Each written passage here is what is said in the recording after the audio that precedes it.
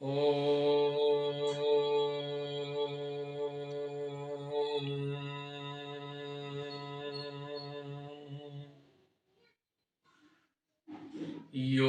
ब्रह्माणं विदधाति पूर्वं यो वै वेदांश्च प्रहिणोति तस्मै तं है देवात्म बुद्धिप्रकाशं मुमुक्षुर्वै शरणमहं प्रपद्ये। ओंकारं निगमैकवेद्यमनिशं वेदान्ततत्त्वास्पदं चोत्पत्ति स्थितिनाशहेतुममलं विश्वस्य विश्वात्मकं विश्वत्राणपरायणं श्रुतिशतैः सम्प्रोच्यमानं प्रभुं सत्यं ज्ञानमनन्तमूर्तिममलं शुद्धात्मकं तं भजे। शुद्धात्मकं तं भजे। गीता जयंती के उपलक्ष्य में कुछ चर्चाएं की गई।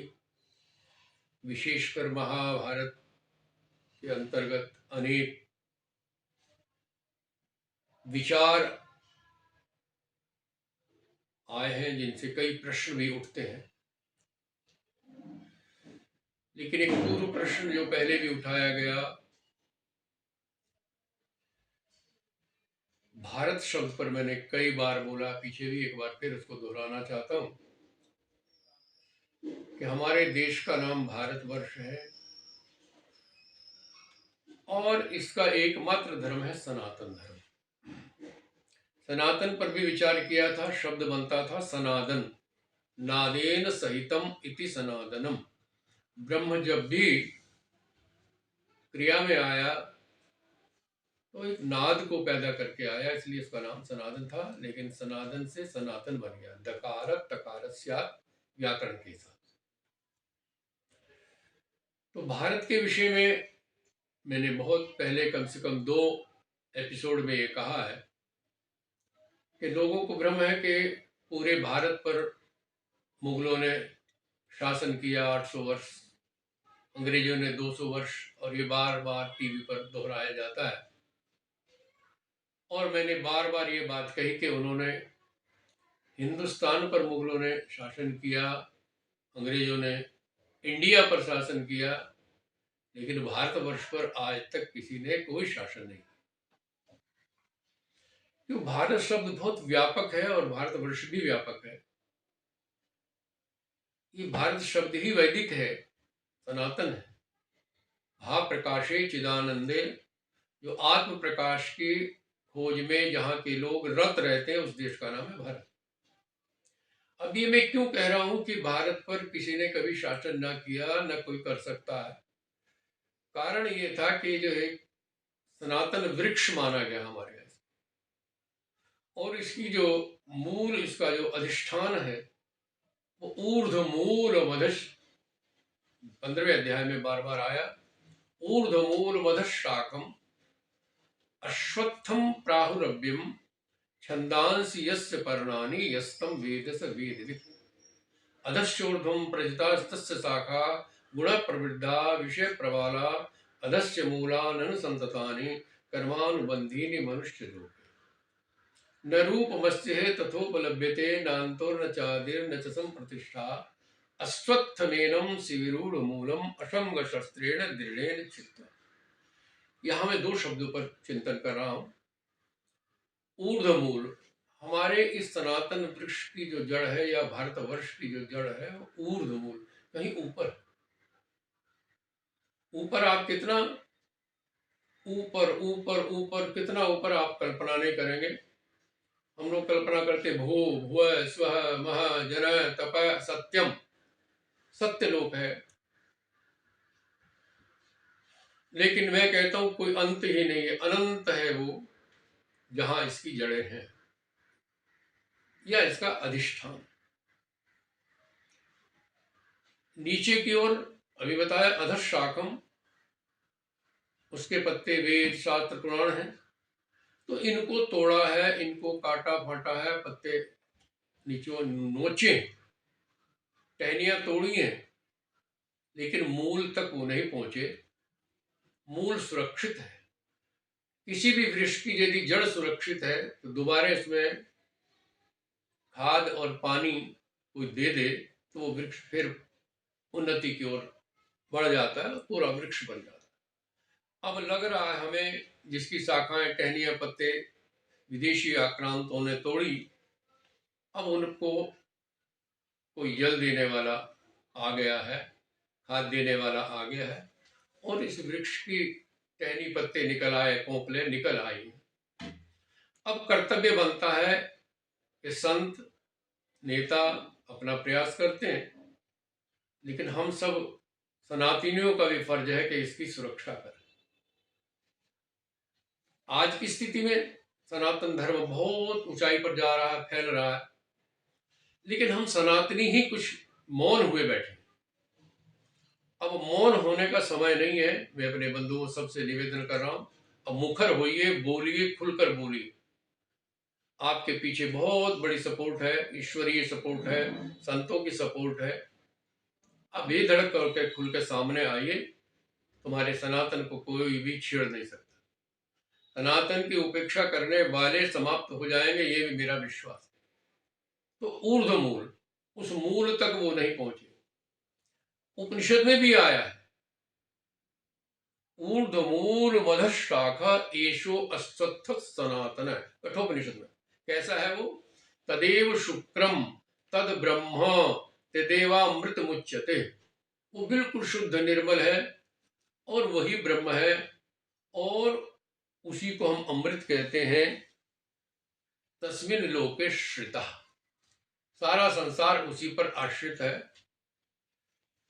तदु नातेति कश्चन, आज तक उसको कोई लांग नहीं सका। हिरण्यकशिपु, हिरण्याक्ष, रावण, न जाने कितने हुए, सब सनातन को नष्ट करने के लिए आए, मगर वो नष्ट हो गए, सनातन नष्ट नहीं हुआ, क्योंकि ब्रह्म है, सनातन है।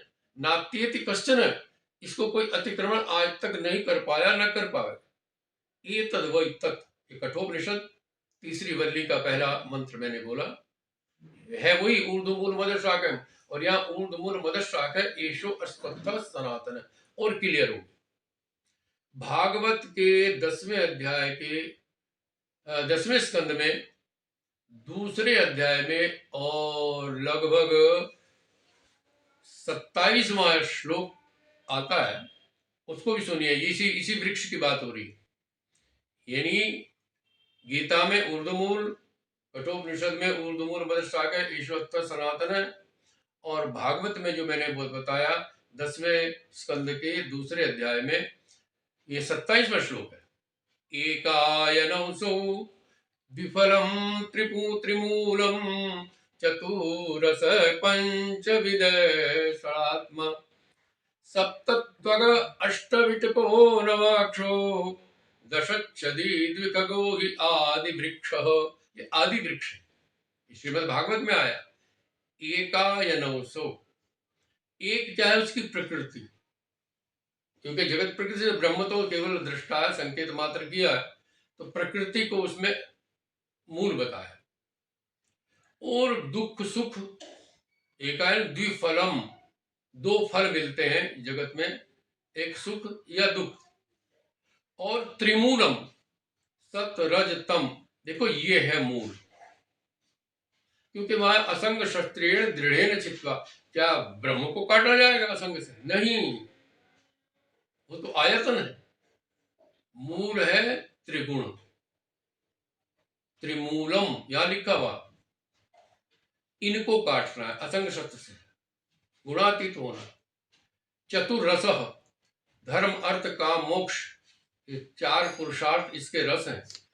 पंचविद, जो ज्ञानेन्द्रिय हैं, विद में जानने वाली, सारे विषय को जानने वाली ये 5 ज्ञानेन्द्रिय।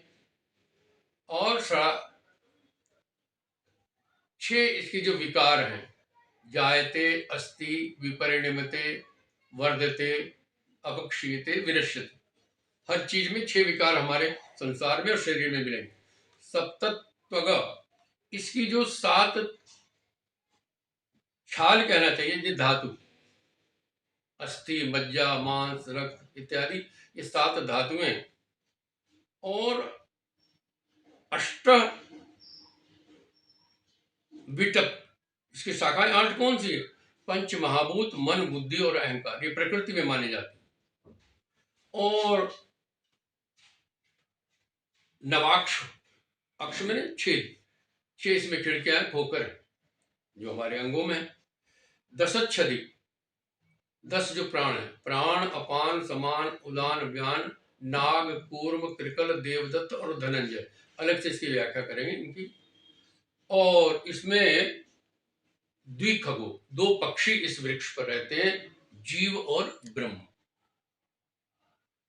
देखो कहाँ कहाँ आया ऊर्ध्वमूल, ये इस वृक्ष की, जिसको आज तक नहीं छेड़ा, जिसकी मूल को गीता में, उपनिषद में, और ये मैंने भागवत में बताया। और आनंद की बात, गोस्वामी जी तुलसीदास ने भी उत्तरकांड में 5वां छंद आता है एक, वो भी सनातन वृक्ष को एक राम के रूप में देख रहे हैं कि अब अव्यक्त मूल मनादितर त्वच चारि निगमागम भने, 4 वेद, 4 निगम, षटकंद शाखा 25 अनेक पर्ण सुमन घन, फल जुगल, दुख सुख, फल जुगल विधि कटु मधुर बेली, अकेली जेहि आश्रित रहे, पल्लवत फूलत नवललित, संसार विटप नमामहे। तो इस संसार का मूल क्या है? सबसे लास्ट में उपनिषद कहता है, अस्य संसार वृक्षस्य मनोमूलम इदम स्थितम। ये वृक्ष कहीं आकाश में नहीं है, ये हमारे मन में पैदा हुआ। तो मन के अंदर जो मनमय संसार है, उसको काटना है असंग शस्त्र से। ब्रह्म को नहीं काट सकते आप। कई लोग सोचते ऊर्ध्वमूल तो भगवान वही इसकी मूल है, नहीं, वो आयतन है, और मूल है ये। अरे संसार ही त्रिगुण से पैदा हुआ, बात सीधी सी बात। हमारे भी त्रिगुण है, संसार में त्रिगुण है, इस त्रिगुण में हम उलझे हुए, इसलिए इन त्रिगुण को ही हटाना है, इनको काटना है, तो भगवान के पास पहुंच जाएंगे, मुक्ति हो जाएगी। अब एक छोटी सी बात, और पीछे प्रश्न आया, मैं इसलिए उसको उत्तर देना चाहता हूं कि गीता जी में वेद व्यास जी ने गीता समाप्त होने के बाद महात्म कहा है, उसमें कहा कि गीता का मान 745 है। मैंने पहले बोला था, तो उसके ऊपर कई लोगों ने प्रश्न किया, हमारा 745 आपने कैसे गिने? मैंने नहीं गिने, मैंने तो एक नई थोड़ी सी खोज उसमें की है, क्योंकि ये खोज पहले भी हो चुकी। कई गीताओं में, बंगला गीता में और गुजराती गीता में भी इसका संकेत मिला, और विद्वानों ने चर्चा की, लेकिन वो जो चर्चा की उन्होंने मिलाया है कि अर्जुन उवाचे और भगवान उवाचे, इन उवाचे को मिला करके उन्होंने कहा है कि 28 भगवान उवाचे हैं और 17 अर्जुन उवाचे, दोनों को मिला के 45 होते हैं, 745 हो गए, उवाचे को मिला है। लेकिन उसमें एक उवाचे को कम करना पड़ा, एक उवाचे को बढ़ाना पड़ा, लेकिन उसके अपेक्षा मैंने सीधा सा जोड़ा कि 27 उवाचे तो भगवान के, और 18 जो नीचे तत्सदिति, क्योंकि तत्सदी वेद का मंत्र है, इसको लेना पड़ेगा। तत्सदी वैदिक मंत्र है और भगवान के मुख से निकला है, तो इस वाले को ये 18 ये जोड़ो और 27 जोड़ो, 45 हो गए। तो उस तरह भी ठीक है जो पुराने ऋषियों ने जोड़ा, और जो मैंने थोड़ा सा ढूंढ करके चिंतन किया कि इति तत्सत को क्यों छोड़ दिया, तो इनको यदि हम लेके तो भी पलता, तो 745 हो जाते हैं। और आप भी इस पर विचार करें, आज इतना ही स्वीकार करें कि ऊर्ध्वमूल ऊपर है, और जिस मूल को काटने को कहा वो त्रिगुणमयी जो मूल है, अव्यक्त मूल मनाधिपत और द्विमलम त्रिमूलम, एकायनोसु द्विफलम त्रिमूलम, ये तो त्रिगुण मूल है, इसको काटना है। संदेह में न आए, ब्रह्म को काटा नहीं जा सकता, तो उसको असंग करो। आज इतना स्वीकार करें, फिर 15-20 मिनट का प्रवचन देंगे। ओम हरि ओम।